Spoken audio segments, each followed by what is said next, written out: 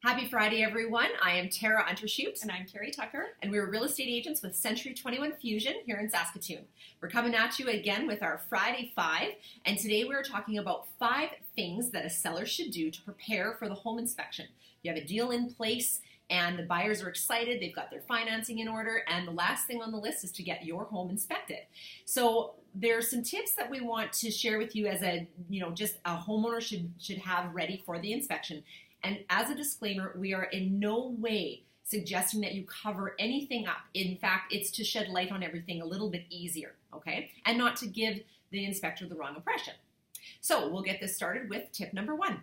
Okay, so the first thing we want to do is change the furnace filter and make sure that the HRV filter is cleaned out. That's one that you actually have to clean. You take it out and rinse it, and there's instructions in your manual, but you want to clean the furnace or HRV filter and replace the furnace filter. We see it on almost every inspection that these things have been neglected a little bit and need to be taken care of. Right. Number 2 is clean your house. Clean it as though it is you're getting ready for another showing. Make sure that things are put away, that things are wiped down, just to show that to show the buyers that you are still maintaining your house. Right, and put the toys away. Yeah. I was at an inspection the other day, and you get walking around with the inspector, and they're showing you things and explaining things, and there were toys everywhere. We were tripping over monster trucks, and it was a little distracting. I've seen it once too, where there was a rack of clothes drying, and so they couldn't even get into the proper places to inspect because there was a rack of clothes sitting there drying. So Get it ready like it was a showing. Right. Another thing is to look at your windows and make sure that you're keeping your blinds a little bit open. I see a lot of people a lot of times have their blinds completely shut, especially in the summertime. See it in the winter too, but especially in the winter, it's really important to make sure that there's air flowing around the windows because moisture can build up and give the impression that there's an issue there when really it's just kind of being suffocated. Mm-hmm.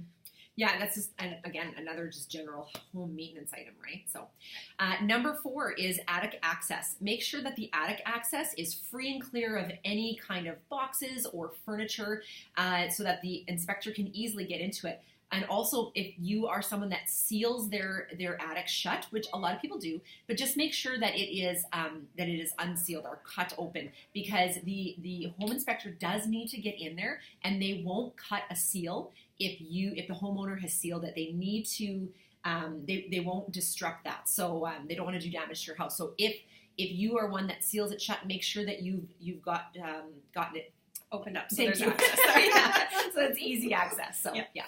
Okay.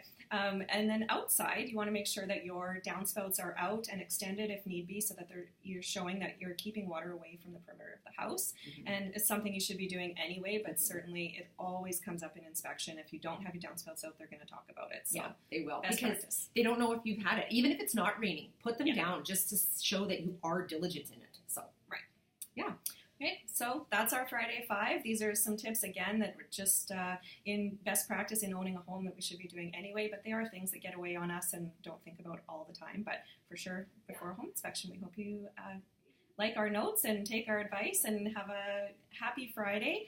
And thanks again for listening. We'll see you guys next week. Have a good weekend.